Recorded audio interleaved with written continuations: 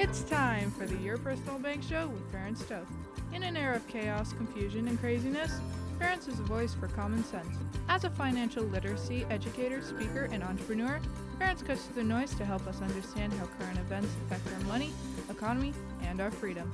Now, here's Ferenc Toth. Welcome to the Your Personal Bank Show. This is Ferenc. If you want to contact me, you can do so at yourpersonalbank.com. And yes, you will reach me. Again, it's yourpersonalbank.com.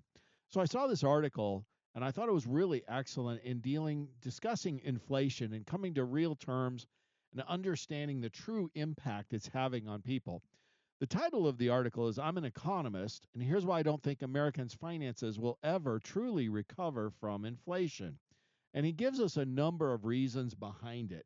So like he said, we can't turn anywhere without hearing the impact of inflation because we're dealing with the highest inflation we've seen in a generation. Some of the biggest damages, as he said, goes mostly to the lower income folks through higher food prices and housing prices. A quote here, he says, salaries have outpaced inflation. These gains do not apply to those on minimum wage, fixed income, or government benefits. So those types of folks get harmed the most by inflation because the biggest percentage of their income, of course, goes to the basics, food and housing. But he goes on, as he states, is although inflation, the worst of the increases seem to be behind us, it hit over 9% one point a couple of years ago. He goes, even though once we do get past the inflation, even if prices do drop a bit, they won't go back to their pre-inflation levels. And you've seen this in history throughout different cycles. It's a lot like a rubber band. If you take a new rubber band and you stretch it, it's kind of hard and firm. It's hard to stretch. But if you stretch that rubber band out enough and you keep stretching it for a while, then you let it go, it doesn't go back to its original size. Inflation and prices of goods and services kind of operate the same way because consumers get used to the higher prices. It becomes the new normal. And like this economist states, you might see some retraction, some regression of the prices after inflation is over, but they rarely go back to where they were pre-inflation levels. And as he pointed out, these inflation that we're dealing with is extraordinary. Because if you take the home prices, for example, since 2019 have gone up average 54%. That's just a stupendous increase. The increases of food, according to the USDA, food prices went up almost 10% in 2022 alone, which is the fastest increase since 1979. According to the Federal Reserve, grocery prices have gone up 25% since the pandemic started. And as he stated in this article, why a full recovery won't be possible in the near future is because of this. Prices have shot up so tremendously, so quickly on so many things, everyday expenses. A full recovery will be nearly as impossible. As inflation does slow down, it doesn't look like any of these major expenses will see much of a price drop. And again, our rubber band analogy, it rarely goes back. Again, the rubber band got stretched out. It rarely goes back to its original size after it's been stretched. The same applies for prices because people get used to the new normal. They get used to paying the higher prices. So these higher prices for food and housing are most likely here to stay for the long term. Now, inflation has impacted people differently. Like he said, it's limited damage to wealthy Americans who might have to pay capital gains on inflation-linked assets, but capital gains rates, if they're held for a year or longer, are far lower than income tax rates for most people. He wraps up this article with probably one of the statements I found most interesting, as he said, the most noticeable effects will be a decline in the savings rate and reduction in savings investment for long-term planning, such as retirement, home ownership, and et cetera. Because the higher prices of goods and services, many Americans have had to dip into their savings just to pay for basic expenses. Credit card debt, for example, has hit all-time records, which demonstrates that people are taking on credit, taking on debt just to cover basic expenses because of the higher inflation. And that's going to have long-term negative financial impact for people. In other words, you don't take on debt if you have savings, especially high interest credit card type debt. You're not borrowing those kinds of rates if you have savings you can access and tap to cover your basic expenses. It just doesn't work that way. And as he wraps up this article, he kind of finishes up with this where he says, as frustrating as it is to see prices going up, we have to accept this is likely the new standard to adapt to. And to counter inflation, you need to increase your income, invest wisely, and stay proactive. Losses can hurt you more than ever. There's higher risk involved when you have an inflationary environment. You want to diversify your personal bank. Annuities can do that. This is the best time in 40 years for interest sensitive assets like dividend paying policies and annuities, for example. We have an annuity right now that's paying 8% guaranteed the first year and has strong fixed options and index options, S&P 500, Bloomberg, PIMCO, various things that have seen solid returns with no downside risk. Your personal bank dividends are 6% insured with guarantees, tax-free, and likely be increasing for the next 5 to 10 years.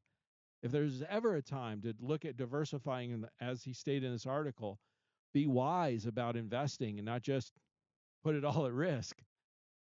Having a portion of your portfolio insured and guaranteed just makes more sense than ever. We'll discuss more of that on the show today as we go forward, but a few other quick thoughts to help paint the picture of what people are feeling and why they're feeling that way. But this is change in household net worth since the Biden and Trump administration. So it looks at both of them, in essence, about 3.5 years in. Trump's change in household net worth for his term was an increase on average of 40%. Now, that's a tremendous increase. At the 3.5 year mark, Trump's increase of household net worth was at 25%, where Biden's is about 20. And this is what the mainstream media is trying to paint, and the administration is trying to say, oh, it's not that bad. Biden's numbers aren't that far behind Trump's. But here's where the real story is told, the rest of the story, if you will. If you adjust change in household net worth for inflation, the Trump term, how average household net worth increased almost 30% over his term. 3.5 years into the Biden term, the increase in household net worth adjusted for inflation is zero. An almost 30% increase versus an increase of zero is a significant difference over a 3.5 to 4 year period. This is the reason why people are feeling poorer, because they are. And isn't so much how many total dollars they have, it's what the dollars are worth and how far they go in the purchasing power. Inflation destroys purchasing power. You need more dollars to buy things because everything costs more. But here's another reason why the average American in the last 3.5 years has felt poorer. So in August of 2021, which was roughly about the end of all the COVID pandemic measures, there was 2.3 trillion of accumulated savings in the United States. A lot of this had to do with the helicoptering of money into the system the federal government did with the various pandemic related stimulus. Again, it was over $2 trillion of savings was accumulated by Americans by August of 2021. Just recently, the amount of savings that the average, or that total excess savings, as they call it, has now moved into the negative territory. So there's an average amount of savings that Americans have saved long term, and it's about 4% of their income, annual income. Excess savings is any amount above that.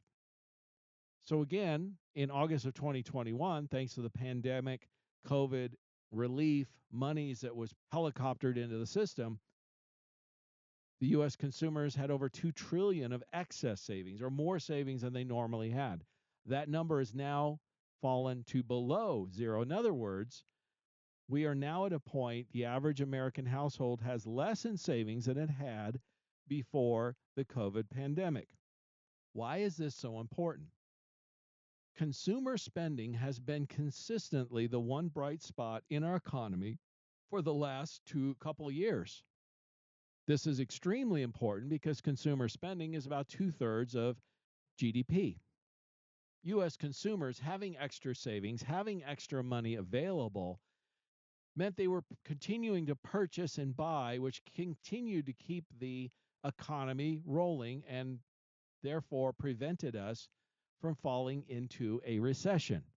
I've stated this repeatedly on this show that the one thing you need to watch is U.S. savings, consumer spending, and if that shoe drops, if that pulls back, and we're starting to see that in the last few months, that will likely be the last shoe drop to go into the next recession.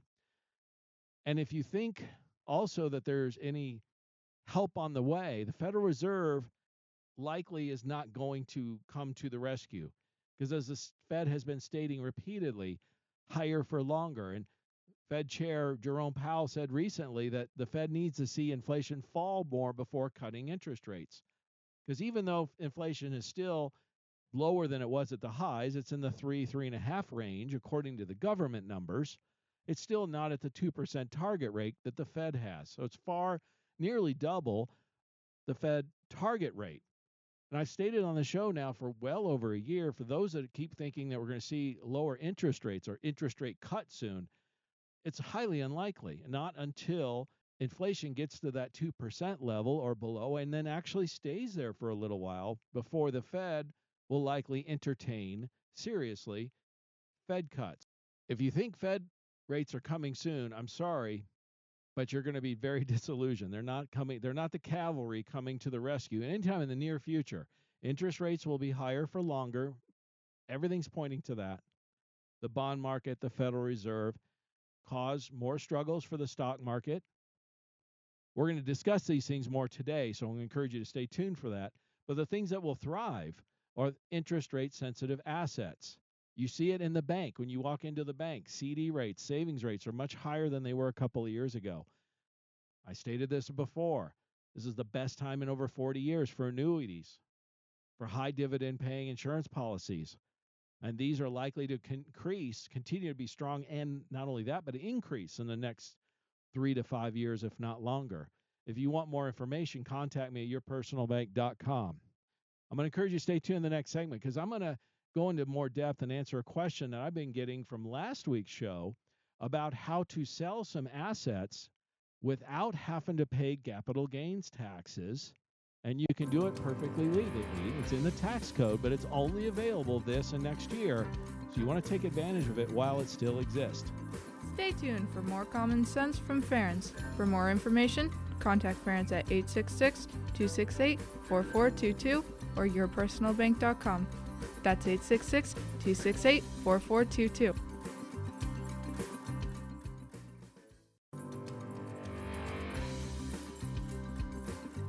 Welcome back to the Your Personal Bank Show with Ference Toth. Want more information? Contact Ference at 866-268-4422 or yourpersonalbank.com. That's 866-268-4422. Now back to the show with Ference Toth. Welcome back to the Your Personal Bank Show. This is Ference. If you want to reach me, you can do so at yourpersonalbank.com. And yes, you will reach me. Again, it's yourpersonalbank.com. I saw this article. I'm going to get into the tax situation, how to sell assets with subject to capital gains without having to pay capital gains this and next year. It's in the tax code. I'll share that in a couple minutes. Before I get there, though, I want to finish the thoughts on inflation and the economy. One that I thought was very sad, and it was this article about Gen Zers are so disillusioned with the economy that many think it's okay to commit fraud. They've been hit with a tsunami of economic issues they're struggling with: increased housing costs, student loan debt, rising prices on everything.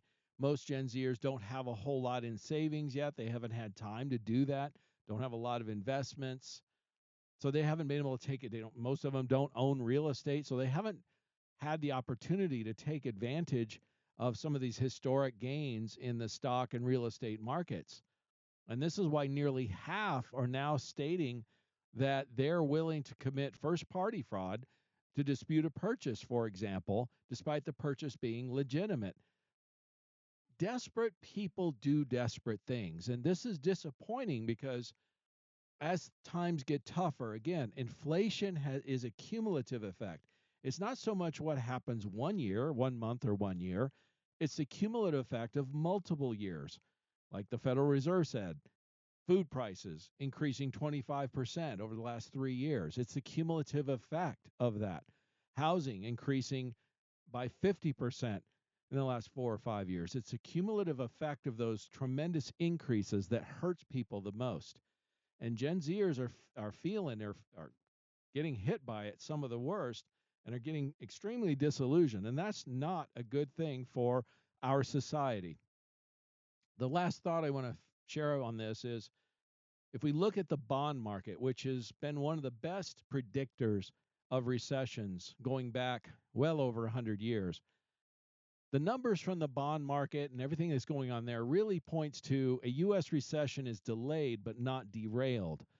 In other words, it's been delayed, as I stated earlier, by the excess savings that consumers had thanks to all the pandemic relief spending, but that excess savings has now been depleted. In fact, the amount of savings the U.S. consumer has now is actually now below levels before the pandemic. Credit card debt has hit all-time highs. These are all things that are a good indicator of upcoming recession. I just want you to be aware of it. I don't like being the bearer of bad news consistently, but when there is nothing, almost nothing but bad news, it's hard to ignore the message, and you want to, I want to share the facts so you can make better financial decisions. Now let's get on this tax thing. First of all, one of the things we've been hearing politically is, pay your fair share. We've been hearing that from the current administration for several years.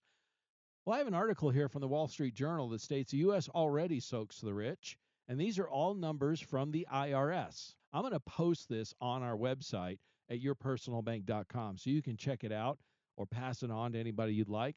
But it's very eye-opening. And the point it makes out is the top 1% of income earners in 2021 paid over 45% of all income taxes, which, by the way, that's up from 33% from 2001. So in the last 20 years, the top 1%, the amount of total taxes they've paid, their share has increased significantly.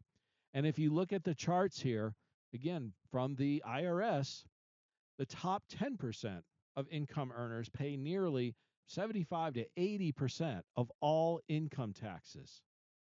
The top income earners are paying by far the most of the taxes. And if you dig into the numbers even further, if you start with the bottom half of income earners, for example, the bottom half average income tax rate was just over 3%. So they only paid 3% of their total income in taxes. You contrast that with the top 1%, and they're paying over 25% of their income in taxes. And if you took the very, very top, the top 1/10 of 1%, these are people making over $3 million a year, and their average tax rate was 25%. In fact, if you look at each level of income, the income level increases, the percentage of their income paid in taxes increased along with it. So when you hear these, and then frankly, they're just lies when they say, billionaires are only paying 8%, or what I've heard that number put out there a lot of times of their income and taxes. It's an absolute and total lie. The actual number is over 25%. And the bottom half of income earners only pay about 3% of their income. It's a graduated tax scale. I'm going to, again, post this. These are the facts. Forget the politics. By the way, where that 8% number is, or pay your fair share, is what they're talking about is not paying tax on unearned income or assets that are currently not subject to tax. For example, if you own a property and your property, say, went up in value, that increase in value, are you taxed on that? The answer is no, or at least not until you actually sell that asset. Same thing for the stock or most other assets. That's called capital gains. It increases in value, but you only pay tax on it when you actually sell it. Politically, the Biden administration they're discussing that billionaires are only paying 8% of their total income or assets. They actually say assets, if I remember right, because they're counting those assets that increased in value, but they still own. They didn't sell it. They didn't sell the house. They didn't sell the stock. It just happened to increase in value. And of course, our federal government wants, or our current administration, I should say, wants to tax that. Now, do you understand how devastating that could be if that actually went into effect? How would you like a situation where your house went up in value, for example, and it went up in value $100,000 to keep a nice round number? And if you're in the 20% tax bracket, you would owe $20,000 in taxes. You didn't sell the house, you're still living in it. That's what they're talking about. That would have a devastating, destructive, horrendously destructive effect on our economy if they were ever able to tax assets that had increased in value but had not been sold. Which brings me to the other situation that I brought up last week in terms of capital gains. They got a lot of attention, so I need to bring this up again because this is something that could help a lot of folks that are listening right now. And it's sad, I'm going to say this much, if people are not aware of it, your tax person or financial person is not giving you some good tax planning advice if you don't know this. Here's the situation.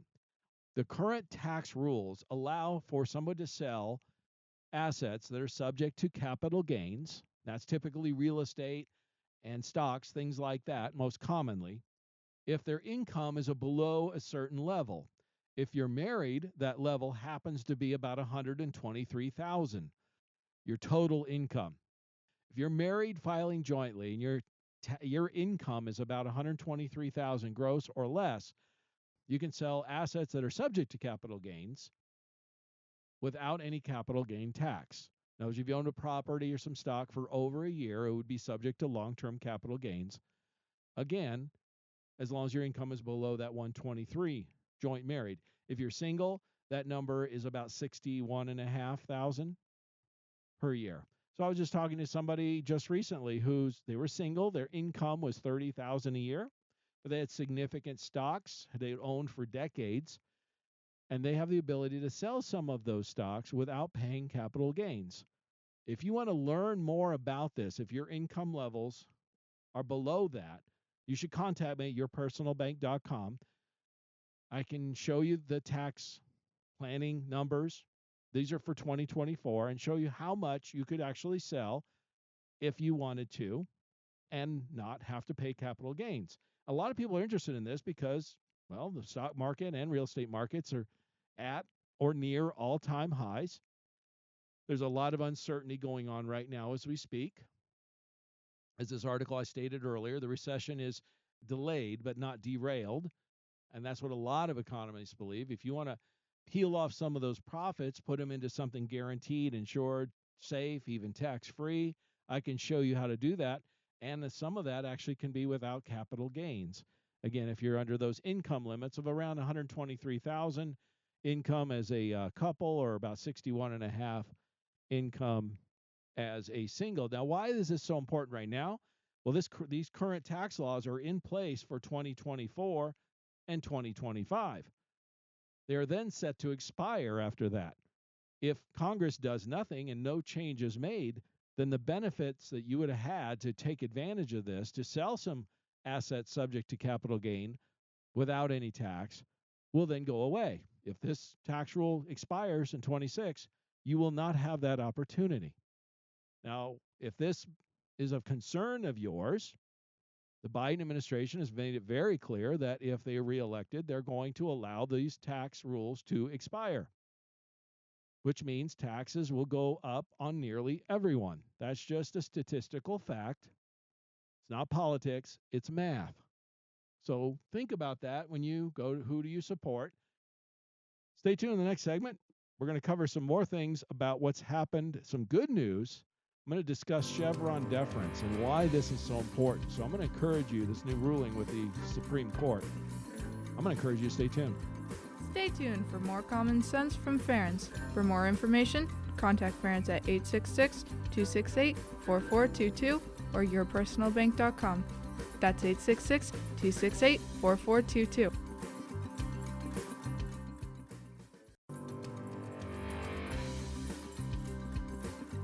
Welcome back to the Your Personal Bank Show with Ference Toth.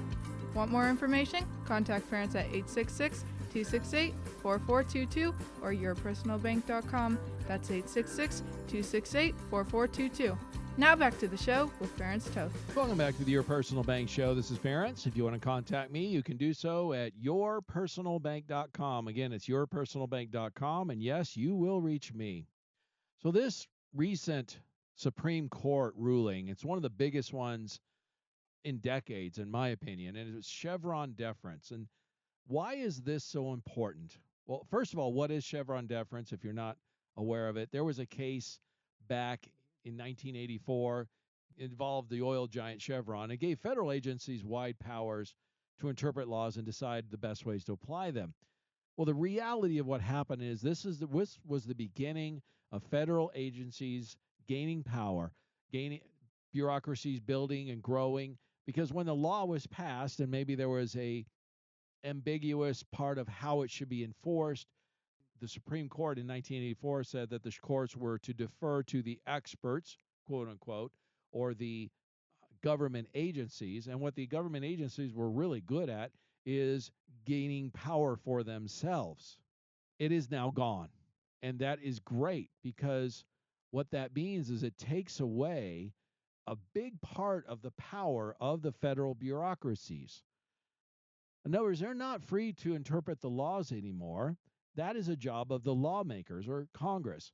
What's going to have to happen now is, instead of Congress passing this big omnibus packages or these vague rules and ideas and then allowing the federal bureaucracies to interpret and enforce and apply these rules, Congress is going to have to come up, make actual rules and laws that will be more detailed, structured, and clear, which takes away the power from the bureaucracy, or the fourth branch of government is what it's become. That's why this is so important, so valuable. One of the things a lot of people look back kind of fondly now at the Trump economy, because discuss how we lower taxes. We discussed that in the last segment, by the way. But there was an even bigger thing that the Trump administration did that a lot of people don't realize, yet most business people do. And that is, the Trump administration removed more regulations than any administration in probably our lifetimes.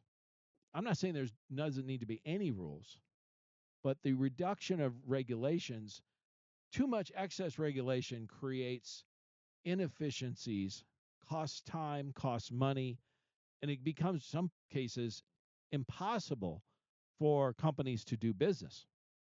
Elon Musk recently put out a message that I thought was very appropriate to this, and it was, the federal government's job is to be the referee and to make sure the rules are set and applied fairly, so that the players that play the game can play it equally, and you have a fair and a good game. And we see that in sports all the time.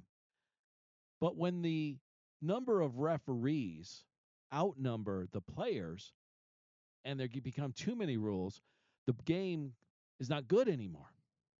You can't have too many referees.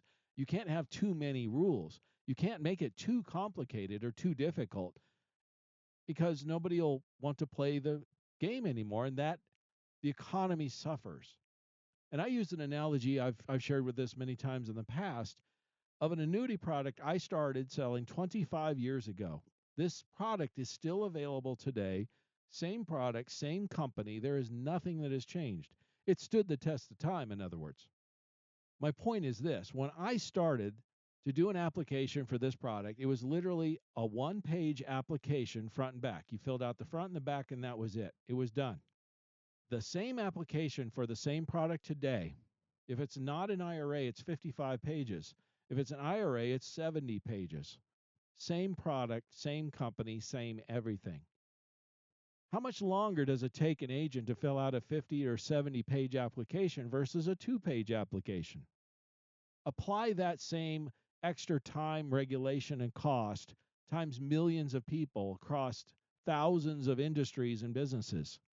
And you can quickly see where overregulation slows down the wheels of capitalism, slows down economic growth, it slows down wealth creation, and it impacts everyone. The fact that the Trump administration deregulated or got rid of or removed more regulations than any other, in many economists and business owners' opinions, had a bigger impact than even the tax cuts. So the fact is Chevron deference, where the bureaucracies are not going to be in charge of how to interpret or apply the laws, Congress will be. That means we have a say. They're going to be on the hook. These people are actually going to have to start doing their job. And if we don't like the job they're doing, we can remove them, replace them, vote them out. This is great news for freedom-loving Americans and anyone that wants to succeed in this country. Now, let me shift gears a minute here.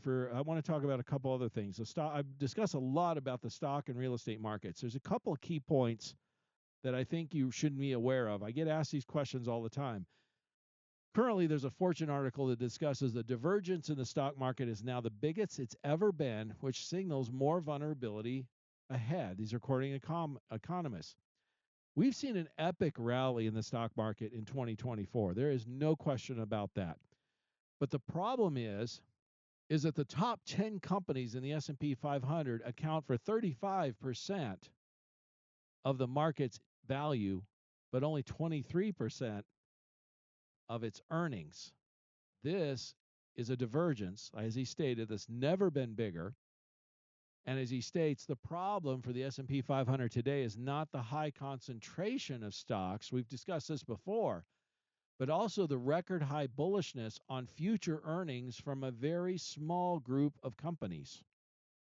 The gains have been concentrated into just literally a handful of stocks, which has obscured the relatively mediocre results of the rest of the index. And NVIDIA by itself has accounted for more of than a third of the S&P 500's rally this year.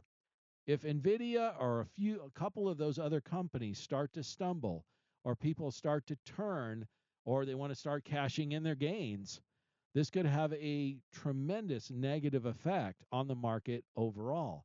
That's the point that this article is trying to state in Fortune. The bottom line is there's significantly increased volatility and risk because the gains predominantly are narrowed into literally a handful of companies. And any stumbling by any one or more of those companies could have a tremendous negative impact on the overall market.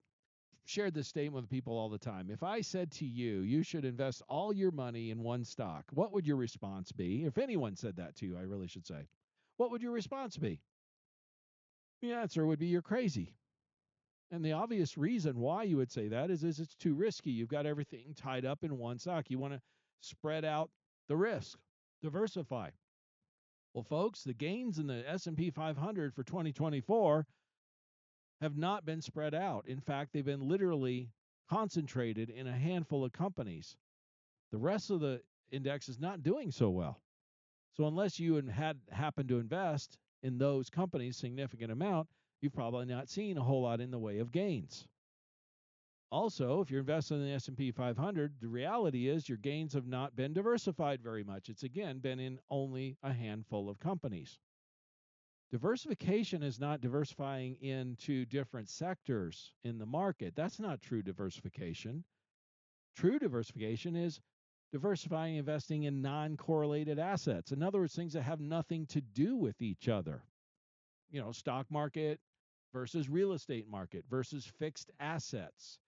These are all things that are guaranteed, insured, tax-free even. Diversify your tax risk. That's why your personal bank is so popular, why annuities have become so popular again, as a way to diversify your risk. And again, it's the best time in 40 years we've seen for fixed assets, so increased interest in those.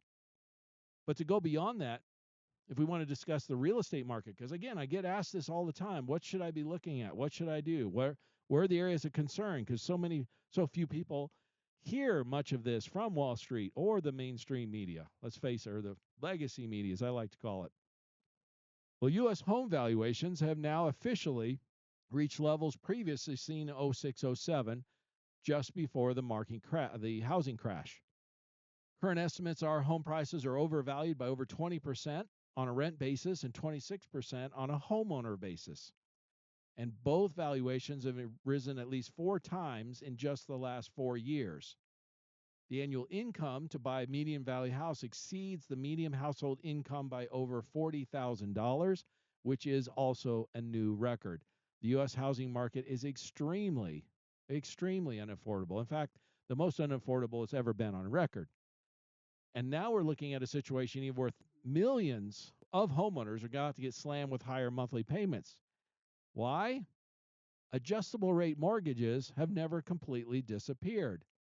In fact, it turns out 1.7 million homeowners have bought homes with adjustable rate mortgages since 2019. Most of those were in 5 and 7 year rates, adjustable rates.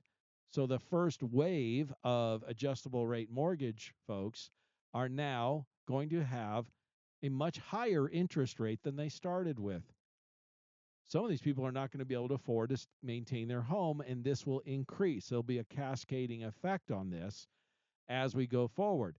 One of the reasons why housing affordability has been so high is the lack of homes available to sell. Well, these folks that did the adjustable rate mortgages, some of them are going to be forced out, which will then give increased availability of homes again, and that's what is predicted to be seen in the near future.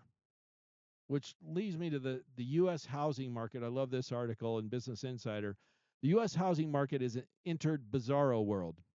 As it states, it's distorting the core principle of supply and demand, core principle of economics. Home prices soared again in May, even as existing home price sales fell and the supply of homes jumped. So there's increasing amount of homes becoming available, yet the prices are still going up. And as one economist stated, this one's a real head scratcher. In other words, the prices of homes is defying gravity. You can defy gravity for a little while, but eventually everything comes back down. This is my third rodeo, folks. I've shared this many times on this show. This is my 25th year in the financial business. And I've seen this before. When you see things happening that make no economic sense, make no logical sense, that's typically when that's a really big red flag that the end is near, an adjustment is coming. Be careful. When people get euphoric and they start saying things like, oh, the market will never go down again and all these kinds of things, and I'm starting to see some of those things. You start seeing some of these crazy recommendations. I'm seeing some people say this about the markets, real estate and stock markets. That's when you want to be most cautious, most concerned, most wary. Just trying to be a voice of reason and common sense here. Protect yourself. Reduce your exposure, reduce your risk, diversify, have at least some of your portfolio insured with guarantees, tax-free if you can, highly liquid. That's what your personal bank does. Annuities can also accomplish a lot of that for you too. My point is simple, is you can protect some of these gains that you've made in these tremendous real estate and stock markets that we've seen in the last decade, yet are frankly starting to really falter, showing huge signs of cracking. And gravity, folks, always wins eventually. May take longer than you think, but it will win. It's just a matter of time. Stay tuned in the last segment. I got a few other loose ends and some things I think you'll find very interesting, so don't miss it. Stay tuned for more common sense from Ference. For more information, contact Ference at 866-268-4422 or yourpersonalbank.com. That's 866-268-4422.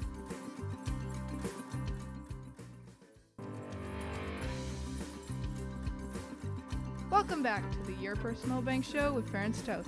Want more information? Contact Ference at 866-268-4422 or yourpersonalbank.com.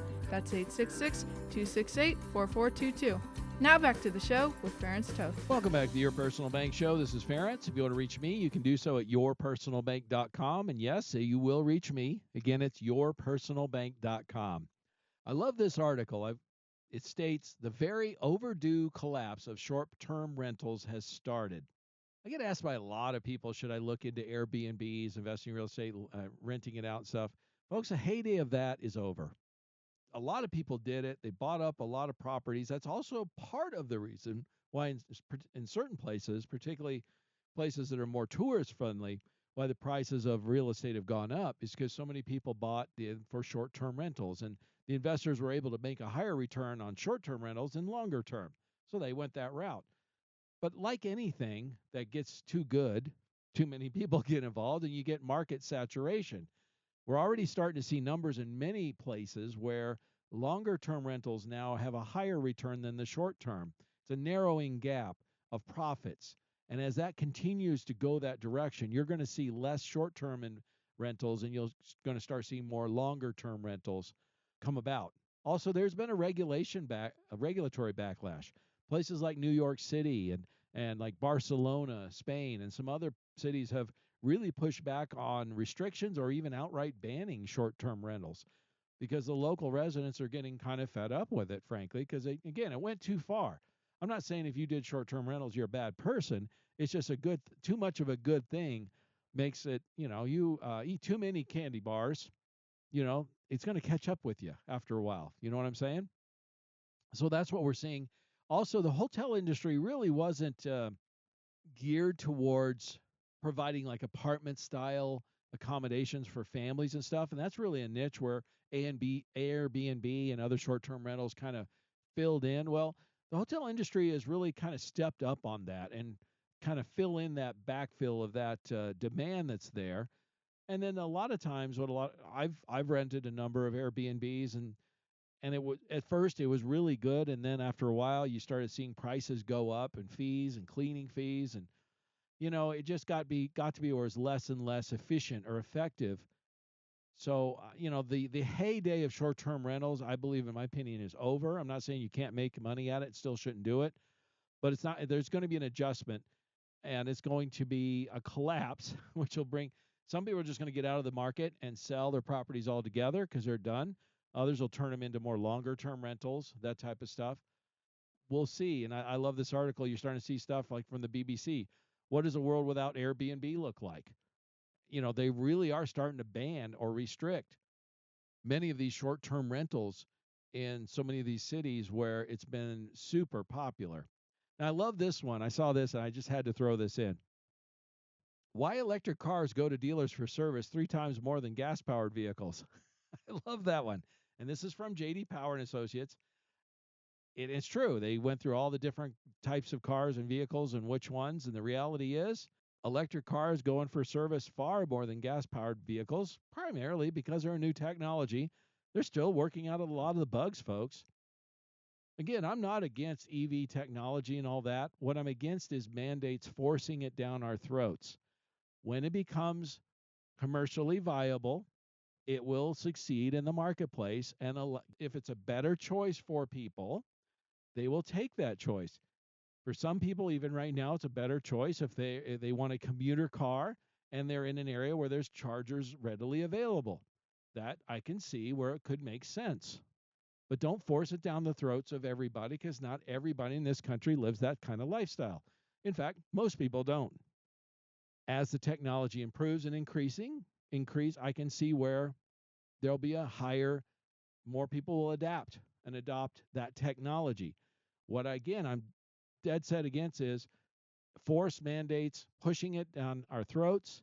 And I'm also against taxpayer incentives. These are monies that we're spending for these industries to push this technology forward. I do not appreciate using our money to force feed something down our throats. I just don't think it's right. Our government didn't do that with gas stations. When the gas-powered vehicles first came about, there were no gas stations. Think about it. Just like when EV vehicles first came about, there were no EV charging stations. But as demand came about, gas stations popped up all over the country, didn't they?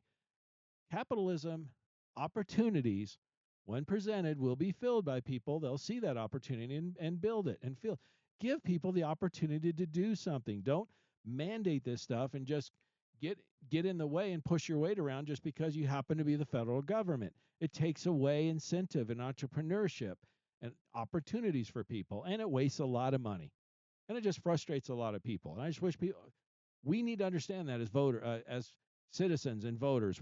People that talk about we're going to do this, we're going to do that, and if it's not constitutionally one of the enumerated powers of the federal government, we should say you have no business doing that. You have no business building EV charging stations. That's not in your mandate. That's not in your job description. So vote somebody else in that understands that and get rid of the person that is overstepping. Here's another one. I love this. Hottest summer on record. It's a U.S. map showing the hottest temperature on record for every state in the union. And what's interesting about this is the vast majority of the states, the highest temperature on record in their state history for most states was in the 1930s. In fact, the hottest temperature on record, there was only one state, Colorado, in the 2010s, and only two states even in the 2000s. All of them were in the 1900s, and some go all the way back to the 1800s. Again, the vast majority of them occurred in the 1930s.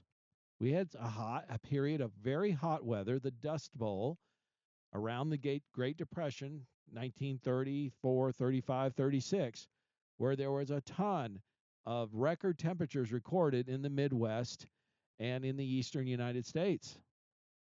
So when they keep talking about the hottest summer on record and the hottest temperatures on record, the facts don't agree with that. I love this one too. A medical textbook from 1989 showing coronavirus is in fact a common cold. And this was printed by Random House. I thought that was very interesting.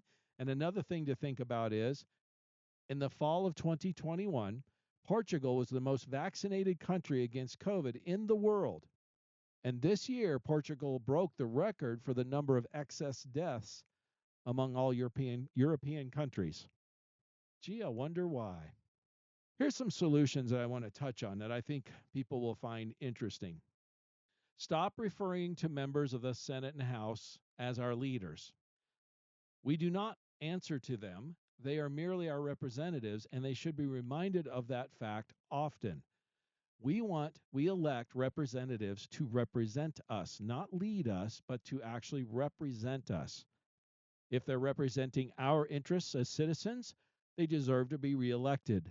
If they are not, they deserve to be not reelected, replaced by someone else who will do a better job of representing us. That should be the criteria for any elected representative of any position, no matter if they're city council, school board, state, federal, or even the president.